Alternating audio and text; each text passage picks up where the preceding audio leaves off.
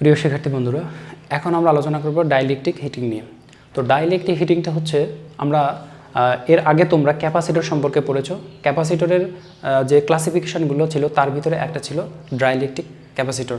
অর্থাৎ আমাদের যে ডাইলেকট্রিক ক্যাপাসিটর ছিল, ক্যাপাসিটরের দুইটা পাত ছিল এবং এই দুইটা পাতের মাঝখানে তোমার ইলেকট্রিক কন্ডাক্টর হিসাবে ডাইলেকট্রিক ম্যাটেরিয়াল এখানে ইউজ করা হতো। তো এটা ছিল আমাদের মূলত, দেখো, ক্যাপাসিটরের একটা বেসিক স্ট্রাকচার। অর্থাৎ ক্যাপাসিটরের দুইটা পাত থাকবে এবং এখানে ইলেকট্রিক মিডিয়াম হিসেবে ডাইলেকট্রিক পদার্থ থাকবে। এখন আমরা জানি যে কোনো পদার্থকে বা কোনো ডিভাইসকেই আইডিয়াল হিসেবে তৈরি করা সম্ভব নয়। এই যে এখানে যে ক্যাপাসিটর আছে, এই ক্যাপাসিটরও আইডিয়াল হিসেবে এটা তৈরি করা সম্ভব নয়, এর কিছু না কিছু রেজিস্টিভিটি থাকবে।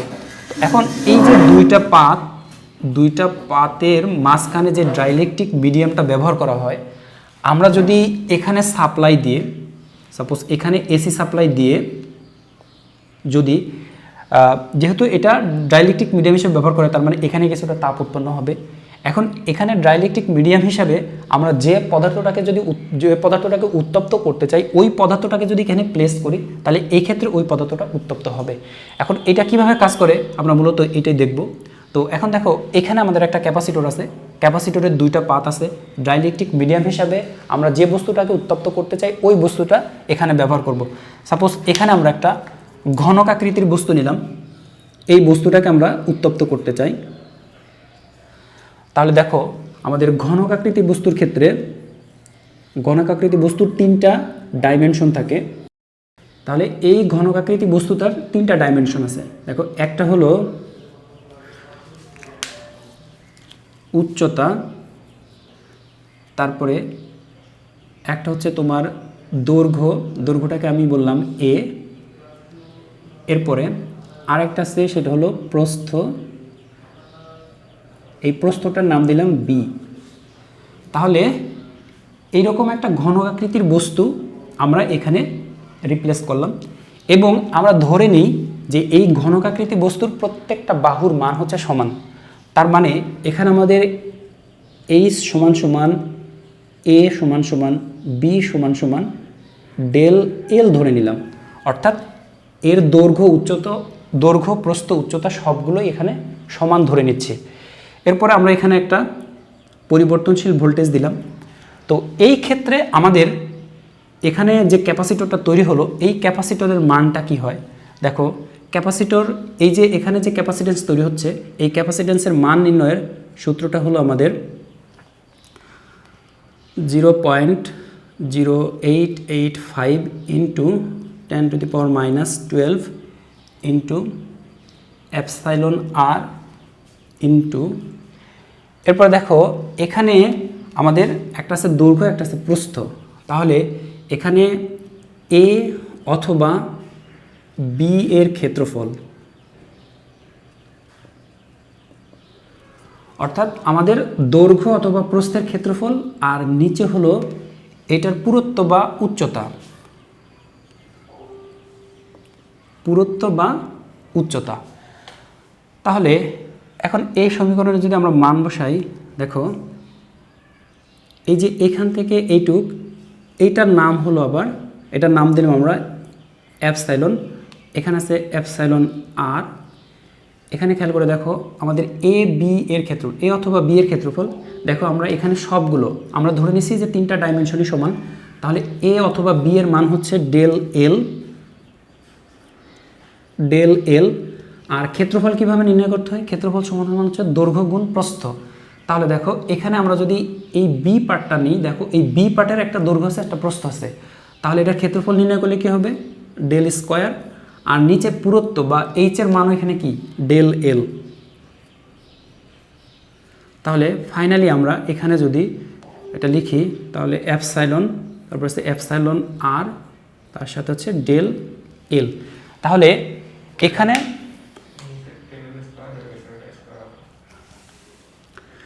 দেখো এখানে আমরা এই ক্যাপাসিটরের দুইটা পাতের মাঝখানে ডাইলেকট্রিক পদার্থ হিসাবে আমরা যে পদার্থটাকে উত্তপ্ত করতে চাই, ওই পদার্থটাকে রিপ্লেস করার পরে এখানে একটা ক্যাপাসিটেন্সের মান আমরা পেলাম। এখন দেখো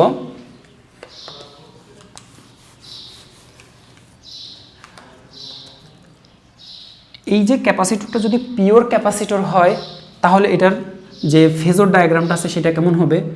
আমরা জানি যে একটা ক্যাপাসিটিভ এলিমেন্ট কোনো একটা সার্কিটে ভোল্টেজকে 90 ডিগ্রি ল্যাগ করে, অর্থাৎ কারেন্ট এবং ভোল্টেজের মধ্যে 90 ডিগ্রি কৌণিক ব্যবধান করে যদি সেই ক্যাপাসিটরটা পিওর ক্যাপাসিটর হয়, এর ভিতরে কোনো রেজিস্টিভ এলিমেন্ট না থাকে। আর ক্যাপাসিটিভ সার্কিটে পাওয়ার ফ্যাক্টরের মান হয় লিডিং, অর্থাৎ ভোল্টেজের চেয়ে কারেন্ট এগিয়ে থাকবে, অর্থাৎ কারেন্ট এগিয়ে থাকবে এবং ভোল্টেজটা পিছিয়ে থাকবে। এবং পিওর ক্যাপাসিটরের ক্ষেত্রে সেই অ্যাঙ্গেলের মানটা হবে 90 ডিগ্রি।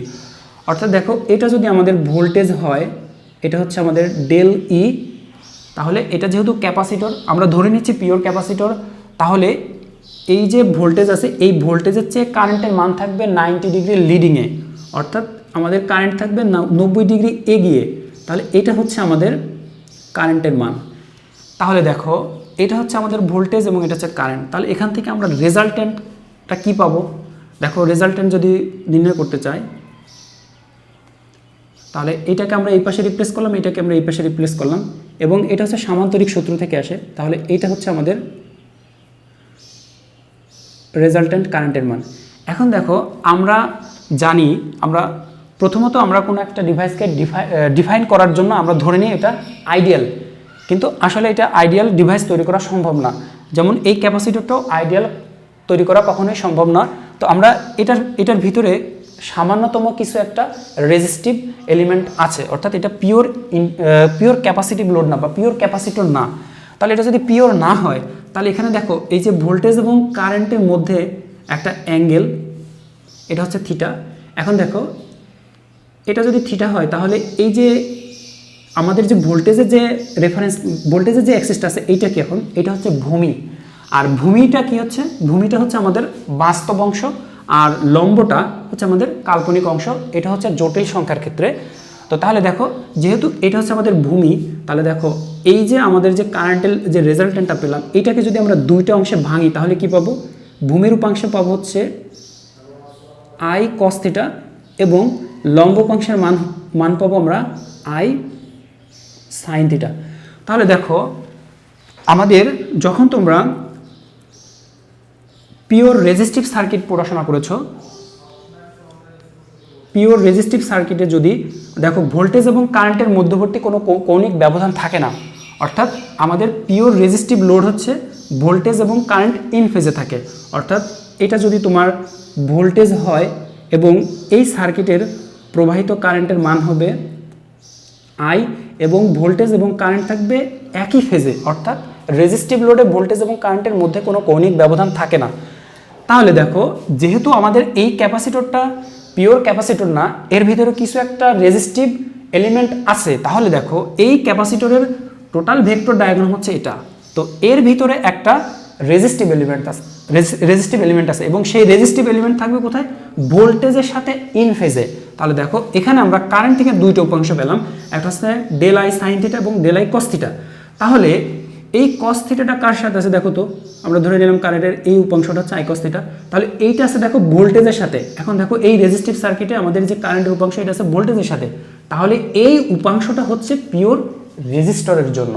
তাহলে দেখো, এখানে আমরা যে আই কস থিটা পেলাম, এটা হচ্ছে আমাদের রেজিস্টিভ লোড, অর্থাৎ এটা হচ্ছে আমাদের এই ক্যাপাসিটরের রেজিস্টিভ লোডের উপাংশ।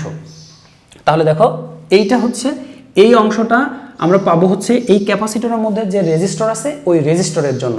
আর আমরা জানি যে পিওর ক্যাপাসিটর কখনো সার্কিটে পাওয়ার অপচয় করে না, বা পিওর ইন্ডাক্টর কখনো সার্কিটে পাওয়ার অপচয় করে না।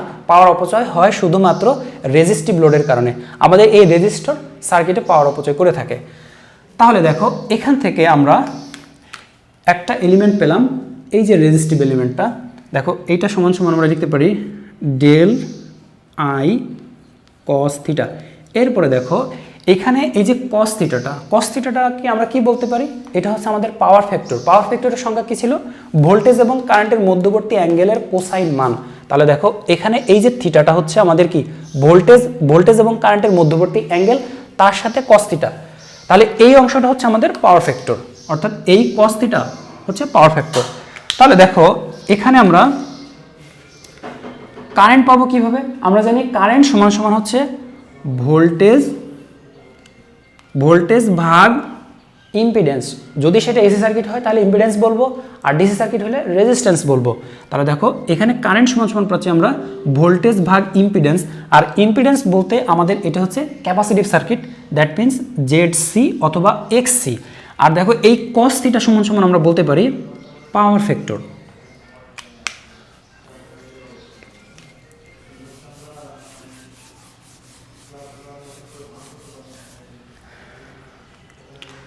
এরপরে দেখো জেড-সি অথবা এক্স-সি সমান সমান আমরা কি জানি, আমরা জানি 1/2π/f(c), অথবা এটাকে আবার আমরা লিখতে পারি 2πf সমান সমান হচ্ছে আমাদের ওমেগা, অথবা এটা সমান আমরা ওমেগা সি লিখতে পারি। তাহলে দেখো এই সমীকরণে যদি আমরা মান বসাই তাহলে আমরা লিখতে পারবো, অতএব দেখো এখানে আছে আমাদের del E divided Z C or X C P F. তাহলে দেখো এখানে আমরা যদি এই জেড-সি এর জায়গায় অথবা এক্স-সি এর জায়গায় যদি এই মানটা বসাই তাহলে পাবো ওমেগা সি ইন্টু পি-এফ।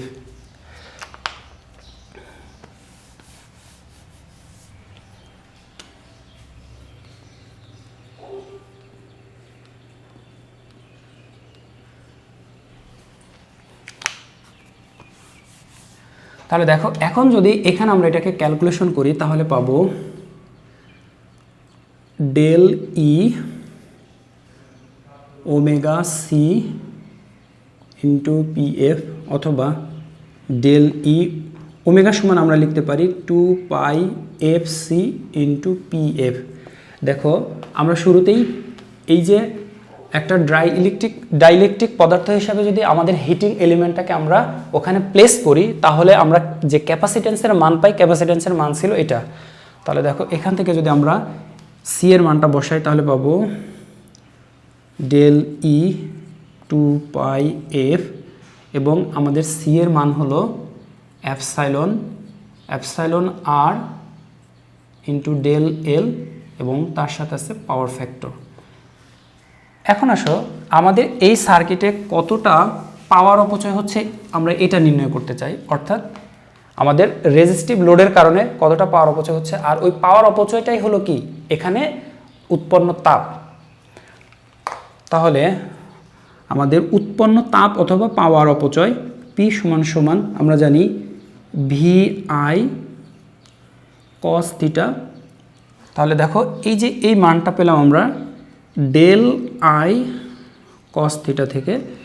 তাহলে এখন দেখো এখানে আমরা ডেল আই cos থিটার মান জানি, এখানে আমাদের পাওয়ার নির্ণয়ের সূত্র হচ্ছে এটা। তবে আমরা যে সার্কিটটা ব্যবহার করি এই সার্কিটের ভোল্টেজ হচ্ছে ডেল ই, কারেন্ট হচ্ছে আমাদের ডেল আই, তার সাথে পাওয়ার ফ্যাক্টর হলো cos থিটা।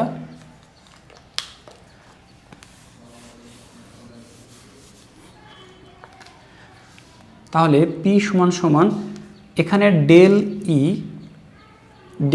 ই, এরপরে দেখো I cos theta, del I cos theta, এই যে ডেল আই cos থিটা এটার মান পেলাম আমরা এইটুকু। তাহলে এখানে আমরা লিখতে পারি del E 2πf epsilon R del L into power factor. তাহলে এখানে দেখো ডেল ই আছে দুইটা, তাহলে আমরা লিখতে পারি del E square 2πf epsilon R del L into power factor. তাহলে দেখো এটা হলো আমাদের ওই ডাইইলেকট্রিক সিস্টেমে উৎপন্ন পাওয়ারের মান, বা এই পাওয়ারটাই কি হবে এখানে তাপ হিসাবে তাপ উৎপন্ন করবে। অর্থাৎ আমরা যেটাকে বলতেছি ব্যয়িত পাওয়ার, এই ব্যয়িত পাওয়ারটাই কি উৎপন্ন তাপ। এখন এই উৎপন্ন তাপ কিসের উপর নির্ভর করে? ভোল্টেজ, ফ্রিকোয়েন্সি এবং পাওয়ার ফ্যাক্টরের উপর, এবং আমরা যে পদার্থটা ব্যবহার করি ওই পদার্থের ডাইমেনশনের উপর। তাহলে এই উৎপন্ন পাওয়ারের মাধ্যমে আমাদের যে ডাইইলেকট্রিক হিসাবে যে ম্যাটেরিয়ালটা বা যে বস্তুটা আমরা দিয়েছিলাম ওইটা তাপ উৎপন্ন হবে বা ওইটা হিট হতে থাকবে। এটাই ছিল আমাদের মূলত ডাইইলেকট্রিক হিটিংয়ের মূলনীতি। Thank you.